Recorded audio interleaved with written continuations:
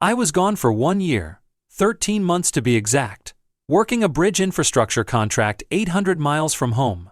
When I pulled onto my street that Tuesday morning, the air smelled wrong, thick with fresh concrete and cutting dust, sharp and chemical in a way that had no business being in this quiet neighborhood. I heard the low rumble of a cement mixer somewhere ahead, coming from the direction of my land. I slowed the truck, checked the mirror, kept driving. The land my father left me had been turned into a luxury HOA community while I was away, and nobody had asked me a single thing. Drop a comment telling me where you're watching from, because what happened next is something you will not believe. The driveway to my property sat at the end of Carver Road, a stretch of 2-lane asphalt I had driven so many times I could navigate it blind. I knew every crack in the pavement, every oak that leaned too far over the shoulder, every landmark from the rusted mailbox at the Henderson's place to the red survey stake my father hammered into the ground back in 1987. That stake was painted the color of a stop sign, and he put it there himself with a sledgehammer and a level, squinting into the afternoon sun while I stood beside him, maybe 10 years old, holding the tape measure. Corners matter, he told me then. I had not thought about that moment in years. I thought about it the second I saw what had replaced his stake. I parked the truck 50 meters from where my gate used to be. The wooden fence I built with salvaged cedar panels was gone. In its place stood a poured concrete wall 2.5 meters tall, smooth as a showroom floor, with a cast iron HOA logo mounted at eye level, a stylized tree inside a circle, the letters EHC arched above it in brushed steel. Evergreen HOA Community Premium Living by Design. The words were pressed into a polished granite slab beside an electronic gate with a keypad, a camera dome angled at the street, and a scrolling LED display that read Private Community, No Trespassing. I sat in the truck for a long moment with the engine idling. Through the gap above the gate, I could see roof lines, 4 of them.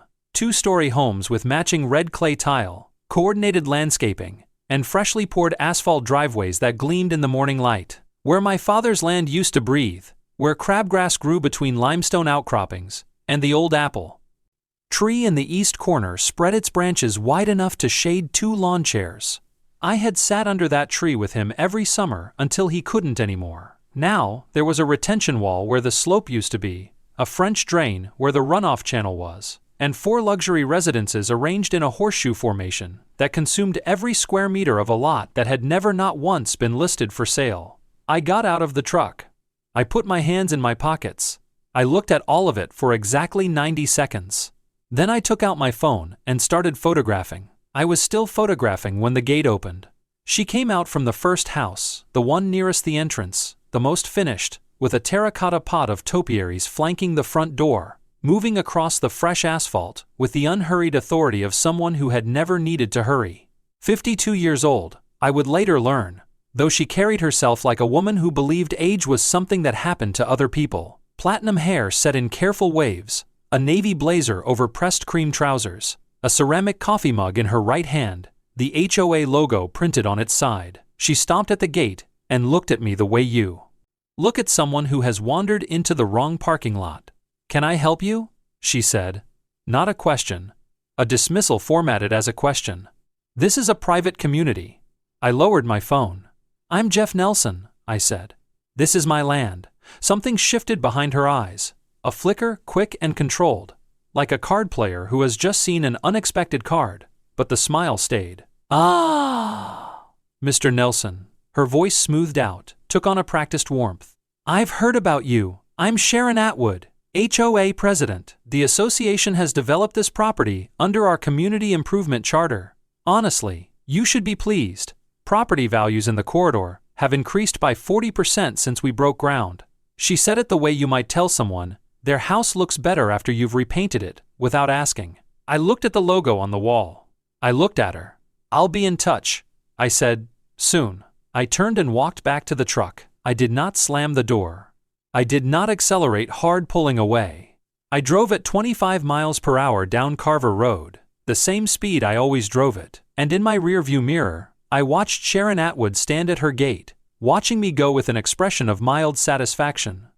The look of a person who has just successfully redirected a delivery driver. She had no way of knowing that the man pulling away had spent 2 decades reading construction drawings, land survey reports, and infrastructure contracts for a living. She had no way of knowing that in the 90 seconds I had stood at her gate, I had already counted every meter of setback violation, identified the survey stake's absence as a removable piece of physical evidence, and noted that the concrete wall's eastern edge extended past the property line by what I estimated conservatively at 3 meters.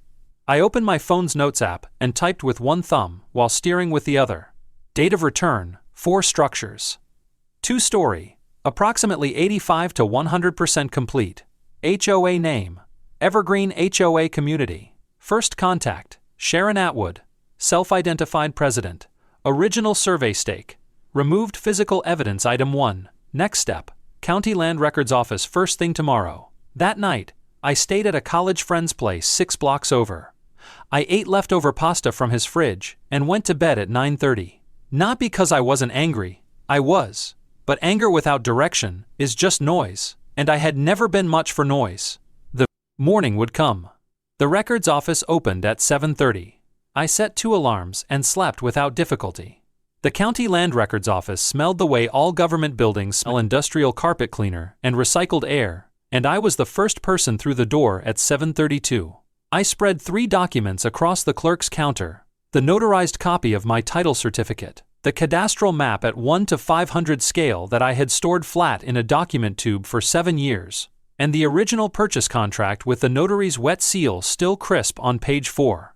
The clerk, a man named Dennis with bifocals and a measured manner, pulled my parcel number and ran it through the county system. He scrolled. He scrolled again. Then he set his glasses on top of his head and looked at the screen with the expression of someone who has just found a charging error on a phone bill they've been paying for years. The record was clean. No transfer, no lien, no easement, no recorded agreement of any kind between Jefferson Allen Nelson and Evergreen HOA, Community, or any affiliated entity. The HOA had built on my land without a single piece of legal authorization in the public record. That meant the authorizati on had to exist elsewhere or had been manufactured to appear that it did.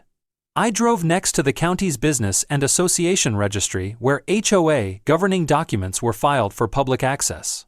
Evergreen HOA was legitimately incorporated. That much was true. But when I requested the meeting minutes and development resolutions for the past 18 months, the file contained something that made me set the papers down on a plastic chair and read the page 3 times. A meeting transcript dated 14 months prior recorded landowner Jeff Nelson's written authorization and consent for the community development project with a signature line at the bottom. Above that line was a signature, my name, my supposed handwriting. I pulled my own passport from my jacket pocket and looked at the signature page. Then, I looked at the document. A person reading quickly might not notice, but I am not a person who reads quickly when something matters. The capital N in Nelson in my actual signature has a characteristic feature I developed in college and never lost. The second down stroke falls slightly inside the first, creating a compressed, almost italic quality. The signature on the HOA document had that N opening outward, the second stroke wider than the first. Clean, practiced, wrong. Someone had studied my signature well enough to approximate it at a glance. Not well enough to replicate the one detail that came from muscle memory formed over 20 years of signing engineering documents. I asked the clerk for certified copies of everything in the file, paid the $17 fee, and drove to a coffee shop on 5th Street. I ordered black coffee and sat in the corner booth and called Marcus Webb. Marcus and I had been in the same engineering program for 2 years before he transferred to pre-law. 18 years of property litigation since then. He answered on the second ring, heard me out without a word, and was quiet for almost a full minute after I finished. "Jeff," he said finally, "I need you to listen to this carefully. Under civil statute, any structure built on private land without the lawful consent of the landowner, regardless of how permanent or substantial, is considered an attachment to the land. It becomes part of the land, which means it belongs to the landowner." I turned my coffee cup in my hands. "You're telling me the 4 houses belong to me?" I said. It wasn't really a question. If we can prove the signature is fraudulent and demonstrate there was no valid authorization, Marcus said, then yes, every structure built without consent on your parcel is legally yours, and you have the right to pursue seizure, appraisal, and disposal, including public auction. I was quiet for a moment. "One more thing," Marcus said. "I did a preliminary search before you called. HOA records indicate they've already sold 3 of the 4 units to outside buyers. They weren't just building on your land, Jeff. They were selling it." That night, alone at my friend's kitchen table, I drew 2 columns on a blank sheet of paper. Left column: what Sharon thought she had, 4 houses, HOA charter, assigned authorization, community authority. Right column: what I actually had, a valid title certificate, a forged signature with a provable flaw, a statute that made every brick on my land legally mine, the full weight of state and federal property law. I drew a line under the last item in the right column, drew it twice. I didn't think of it as a fight. Fights are uncertain things. What I was looking at, laid out in 2 columns on a piece of notebook paper, was a recovery. A straightforward, documented, legally airtight recovery of property that had always been mine, from people who had made the mistake of leaving a paper trail. Did you catch what Sharon just handed Jeff without realizing it? She thought the HOA charter gave her authority over land she never owned. But Jeff just found something more powerful than 4 finished houses, a forged signature on a government document, and a property statute that HOA lawyers apparently never bothered to read. Comment right now. What do you think Jeff's next move is? Civil lawsuit, criminal complaint, or something Sharon will never see coming? Stay with us. Marcus Webb was the first call. Ray Okafor was the second. Ray and I had worked the same infrastructure corridor for 3 years. In our 30s, he ran survey crews while I managed structural specs, and we had shared enough job site lunches to develop the shorthand of people who think in the same technical language. He was independent now, running a licensed land survey firm out of a converted warehouse on the south side. I described the situation in 4 sentences. He said, "Send me the cadastral map. I'll have a crew on site by Friday." The third call took longer to arrange. Anna Chow had been a financial investigator for the state attorney's office before she went private, and she did not take cases she considered unserious. I sent her the HOA financial records I had obtained from the registry, the construction timeline I had approximated from the building permits, and a 1-paragraph summary of the manufactured authorization. She called back in 40 minutes. "The fund sourcing alone is going to be interesting," she said, which from Diana was the equivalent of enthusiasm. By the end of that first week, the picture was coming into focus. Ray's survey crew spent 2 days with total stations and ground-penetrating radar locating the original property pins, 2 of which had been removed, and 1 of which had been repositioned. His field report was precise and unambiguous. The HOA concrete wall encroached 3.2 meters east of the legal boundary, and all 4 residential foundations sat entirely within my parcel, not partially, entirely. There was no scenario in which any portion of any structure had been built on land belonging to anyone other than me. Diana's preliminary financial analysis found something worse.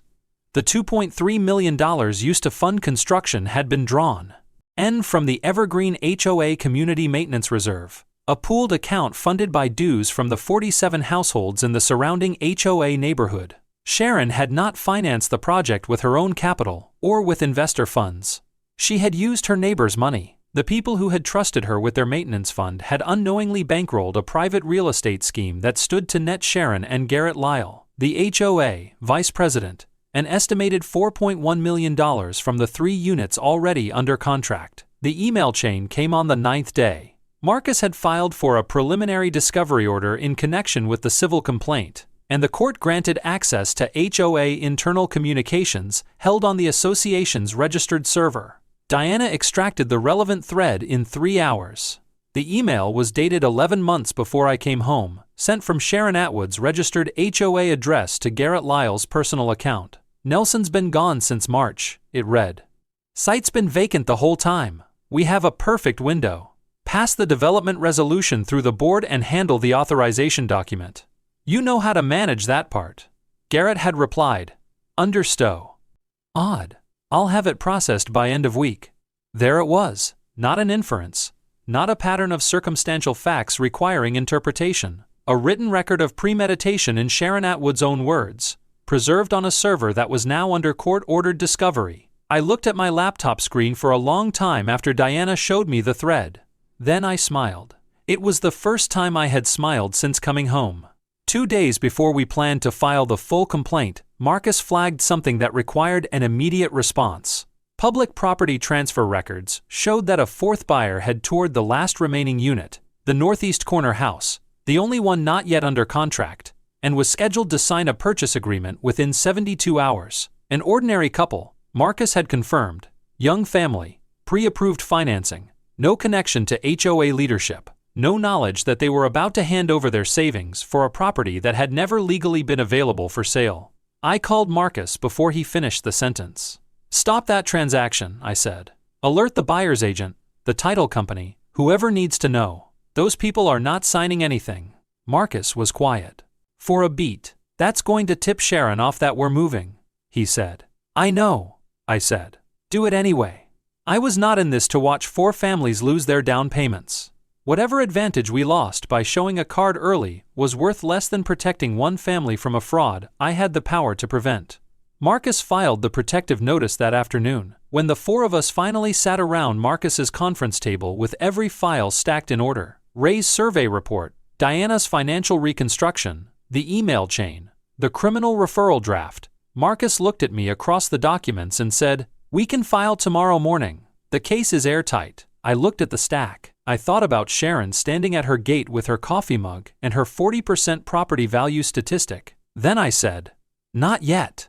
I want her to think she's winning for a little while longer. I want her to be certain she has this under control before we move." Marcus glanced at Diana. Diana looked at the ceiling. Ray just nodded, the way engineers nod when the load calculations are already done and the structure is going to hold. I sent Sharon an email through the HOA's public contact address on a Thursday afternoon. "Shh. Ort, careful. The tone of a man who is tired and looking for a quiet resolution. I wrote that I wanted to meet, that I hoped we could find an agreeable arrangement, and that I was open to hearing what the association had to say. Nothing threatening. Nothing that would put her on guard." I hit send and then sat with my coffee and waited. She replied in 40 minutes. Of course she did. In her mind, she was about to close an inconvenient chapter for the cost of whatever she decided to offer. We scheduled for the following Monday at 10 o'clock in the morning at her office, which was, she informed me, the first unit on the left inside the community gate. Her house, the house on my land. She had arranged the front room as a formal meeting space. A rectangular table, 4 chairs, a framed site plan on the wall, the HOA seal printed large on a foam core board behind her chair, a graphic of the 4 properties photographed from a drone, all matching rooflines and uniform landscaping, hung centered on the opposite wall like a campaign poster. When I came in, Sharon was already seated, Garrett Lyle to her left, and a man I did not recognize, local attorney, I gathered from the legal pad in front of him at the end of the table. Sharon gestured to the chair across from her with the precise hospitality of someone who wants you to remember that you are a guest in their space. She opened with the offer before I had finished settling into the chair. "Mr. Nelson, the HOA fully understands this situation has been disruptive. We'd like to offer you a goodwill settlement of $15,000 in exchange for a full release of claims and an acknowledgement that the development proceeded appropriately." She said, $15,000, with the calm of a person who expects that number to land softly. I looked at her for a moment. "That's your figure for 4 houses, I said, not a challenge, just a clarification request. She tilted her head. "It's not a purchase of houses, Mr. Nelson. Those structures are HOA community assets. They're developed under the association's improvement charter. The payment is for any inconvenience you may have experienced during the development period." She was explaining the world to me, and the authorization I signed, I said. That was valid. Not a question either. Just a rope offered freely. "Of course," she said. "You authorized the project prior to your work absence. We have the document. Ent on file." I nodded slowly. I reached into my jacket pocket and placed my phone face up on the table. The screen showed a photograph, my passport information page with the entry and exit stamps from my 13-month assignment. The date of the supposed authorization, the date my signature appeared on the HOA's filed document, was bracketed by 2 stamps showing I had been 800 miles from this county. Sharon's eyes moved to the screen. The attorney next to her leaned forward. Garrett Lyle looked at the table. Sharon's coffee mug was on the table beside her notepad. The fingers of her right hand were resting against it, and for just a moment, 2 seconds, maybe 3, the knuckles went pale. She recovered. Her voice stayed even. "I'm not sure what you're suggesting." "Nothing," I said. "I'm just trying to understand the timeline. For instance, does the HOA charter address what happens to structures in the event of a property ownership dispute?" She straightened. This was her ground. Charter questions, procedural authority, the governing documents she had spent years building into a private legal system. Section 7.3 is very clear, she said. All improvements and constructions within the HOA boundary F. All under the jurisdiction of the Board of Directors. The association manages those assets. I wrote that down on the small notebook I had brought. I underlined it. "Thank you," I said. "That's very helpful." I stood, thanked her for her time, and left. Sharon walked me to the door with the brisk cordiality of a person who believes they have just handled something.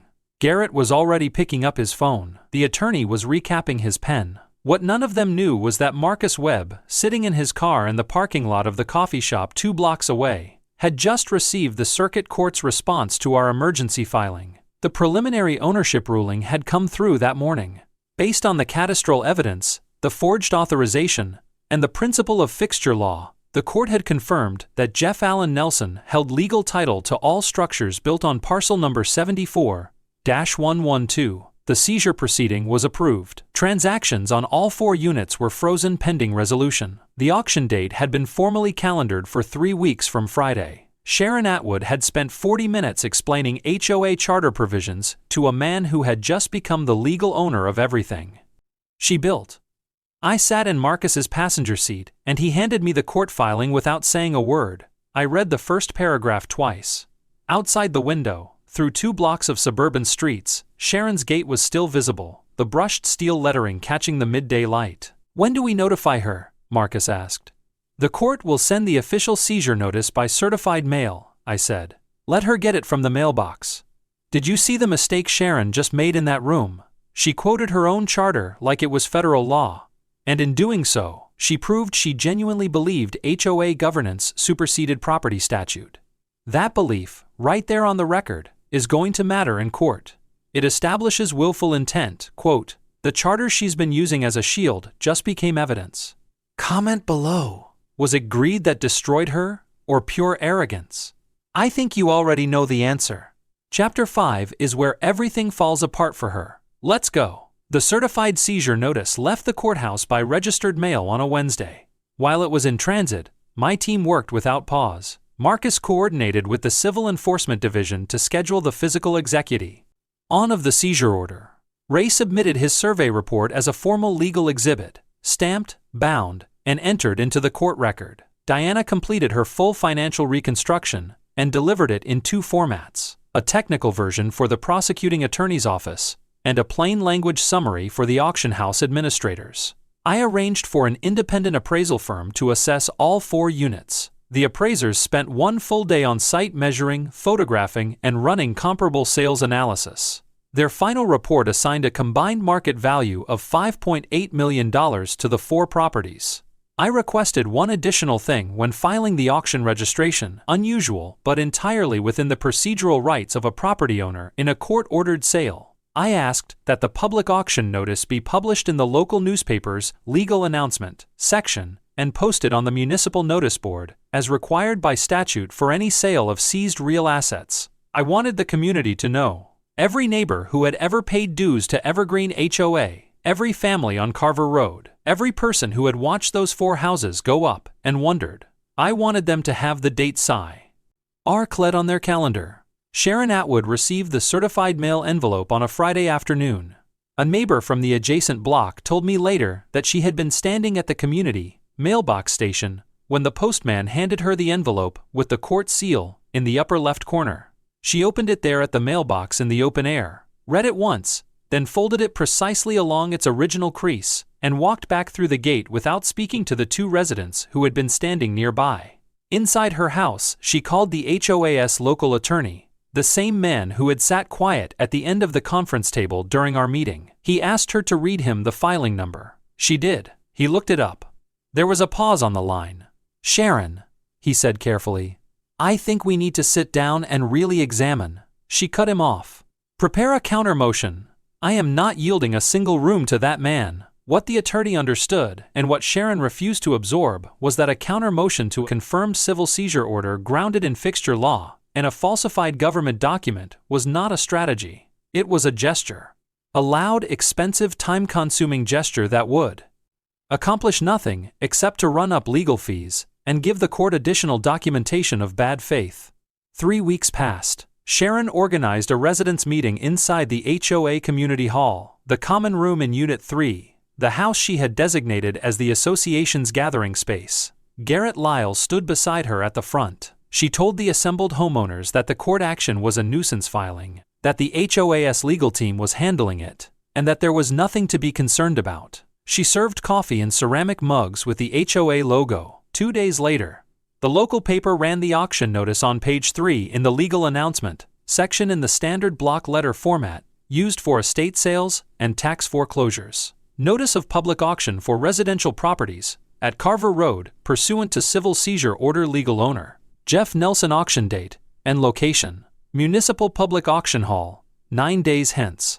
A woman from the surrounding neighborhood brought the paper to Sharon's door the following morning. Sharon read it standing in her doorway. It was, I was told later, the first morning in 3 weeks that she did not have coffee in her hand. She stood there with the paper for a long moment.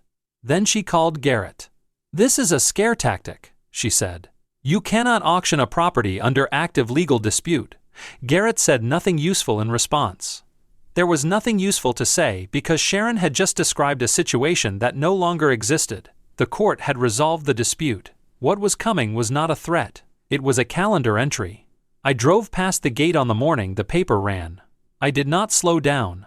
Through the gap above the wall, I could see the rooflines of all 4 houses. Still and pale in the early light, red clay tiles catching the first angle of sun.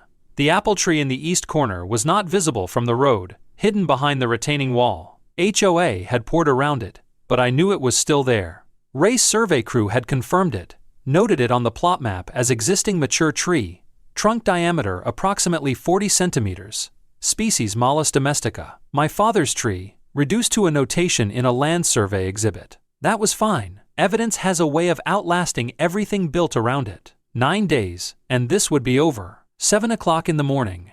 3 vehicles from the Civil Enforcement Division pulled to the curb on Carver Road in a row, unhurried, engines cutting one after another in the gray quiet of early weekday traffic.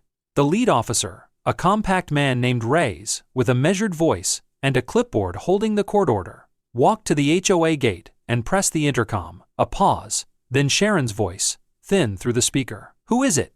"Civil enforcement, ma'am. We have a court-ordered seizure proceeding for the properties at this address. Please open the gate." Another pause, longer. The gate opened. I was standing 10 meters back from the entrance, flanked by nobody. Marcus was parked across the street. I had asked him to stay in the car unless I needed him. I was wearing the same flannel jacket I had worn on the day I came back. I held a paper cup of coffee. I had no interest in theater, but I had every interest in being present. Sharon came out of Unit 1 with Garrett Lyle and the HOA attorney, who was carrying a leather portfolio thick enough to suggest he had been preparing all night. She was dressed in the full blazer and pressed trousers presentation, hair immaculate, but something in her posture had changed. The certainty that had held her spine straight at our first meeting, the easy verticality of a person accustomed to being the one who sets terms, was working harder than before. Visible if you were looking. Officer Reyes read the order aloud, concisely. Sharon interrupted before he finished the second paragraph. "This property falls under HOA community jurisdiction. You do not have authority to execute on association assets." Reyes did not raise his voice. "Ma'am, this is a civil court order issued at the federal district level. HOA governing documents carry no standing against this proceeding. We are here to execute per the filing." The attorney stepped forward. He made an argument based on the HOA Charter's property management provisions, Section 7.3, the same section Sharon had quoted to me across her conference table. Reyes listened without expression and then said, simply, that charter provisions of a private homeowners association were not a recognized instrument of opposition to a federal civil court order, and that if the attorney wished to contest the proceeding, he was welcome to file an emergency motion with the circuit court, whose office is open at 8:30. Nobody filed anything. Sharon looked past Reyes. She found me. Her voice lost its procedural armor and became something raw underneath. "You cannot do this." I set my coffee cup on the low ledge of the retaining wall beside me. "I'm not doing anything," I said. "The court is doing it. I'm just standing here." 2 officers moved past her through the gate with 4 mounts of fines, each one a meter wide and half a meter tall, red and white laminate block lettering. "Property for public auction by court order." They drove the ground stakes in front of each unit with rubber mallets, 4 solid strikes each, the sound carrying flat and even in the morning air. The 4th sign, the largest, mounted on a steel post, went into the ground directly in front of the main gate, overlapping the cast iron HOA emblem. The brushed steel letters of evergreen, HOA Community, disappeared behind red and white laminate. A cluster of residents from the surrounding neighborhood had gathered at the road's edge, some with phones raised, some just watching. A reporter from the paper that had run the auction notice stood to one side with a notepad. Garrett Lyle had gone very still. Sharon was holding the gate's frame with one hand, not leaning on it, gripping it. I did not wait for the full execution to complete. My presence there had served its function, which was not to humiliate Sharon. Humiliation was a byproduct, not a goal, but to confirm, with my own eyes and on record, that the proceeding was carried out correctly. I walked back to my truck, started the engine, and pulled away from the curb at the same speed I always drove on Carver Road. There was 1 week left before the auction. The appraisal was certified. The catalog was printed. The municipal auction hall had confirmed the room. Everything that needed to be in place was in place. What remained was simply to show up. That image, Sharon Atwood, gripping the iron gate with a red and white auction sign covering the logo she spent years building. That is what happens when someone confuses the rules they wrote with the law of the land. She built 4 houses. She sold 3 of them. She raised a gate with her name on it. And 1 court order dissolved every bit of it in a single morning. Comment right now at the auction. What would you have bid on one of those houses? Opening appraisal was $1.45 million per unit. Stay with us because what happens in that auction hall is something else entirely. The Municipal Public Auction Hall. Seated 80 and had the functional aesthetic of a place that existed to process legal transactions efficiently. Rows of padded folding chairs, a raised auctioneer's platform, recessed lighting, and a digital display board above the podium that would show lot numbers and current bids. By 9:45, 40 minutes before the session opened, 61 people had taken seats. Real estate investors, property attorneys, 3 journalists with press badges, a local television camera crew positioned against the left wall, and a contingent of residents from the Carver Road neighborhood who had come without paddles, only to watch. Marcus sat next to me in the 3rd row. We had not spoken much that morning. There was nothing left to strategize. The preparation was finished. What followed was procedure. Sharon Atwood arrived at 9:58 with Garrett Lyle, the HOA attorney, and 2 board members I had never met. She was carrying a portfolio binder that ran to at least 50 pages. I could see the thickness of it from across the room. She moved to the auctioneer staging area before the session opened and requested a private word with the presiding officer, a state-licensed auctioneer named Caldwell, who had been running court-ordered sales for 19 years. I watched from my seat. Caldwell listened, looked at the document she offered, and responded briefly. Sharon's face, visible in profile from where I sat, did not change expression in any way that would read from a distance. She walked back to her row and sat down. Garrett leaned toward her. "Sharon, I think we should," she said 2 words. He stopped talking. Whatever Caldwell had told her was the same thing everyone had told her at every stage of this process.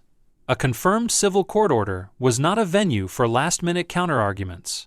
The auction would proceed. Caldwell called the session to order at 10 o'clock on the clock. He ran through procedural disclosures, terms of sale, payment requirements, legal transfer timeline, and then, before opening bidding on the first lot, recognized Marcus Webb, who had filed a formal request for a pre-auction ownership disclosure on behalf of the legal property owner. Marcus stood. He spoke for under 2 minutes, without notes, in the flat declarative sentences of a lawyer who knows the room is already persuaded and has no need to perform. He said that the 4 properties offered for auction had been constructed without lawful authorization on private land belonging to Jeff Nelson, using $2.3 million drawn from a community maintenance reserve funded by private. He said that 3 of the 4 units had been sold to outside buyers who were not complicit in the fraud, and whose interests were being protected by separate legal arrangement. He said the matter was under active criminal investigation. 60 people in a room received this information in approximately 90 seconds of silence.